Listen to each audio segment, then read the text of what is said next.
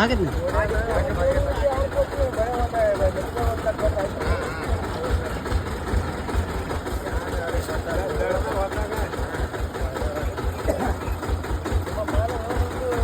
ಲೋಣಿ ಜಾತ್ರೆ 2025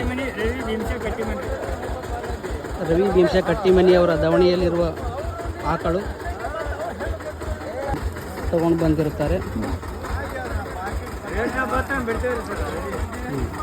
ರೇಟಲ್ಲಿ ಬಂದೆ ಹೊಡೆದಿದೆ.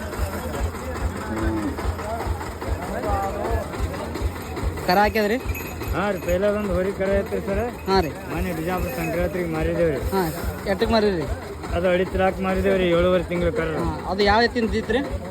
ಅದು ದೊಯ್ಕರ್ ಸುರೇಶ್ ಗೌಡ್ರು ಹೊರಿ ಕಳಿಸೋದೈತ್ರಿ. ಹಾಂ ಹಾಂ ಹಾಂ, ರಾಯಚೂರ್ದವ್ರು ಇದಾರೆ. ರಾಯಚೂರ್ದವ್ರು ಇದಾರೆ ರೀ.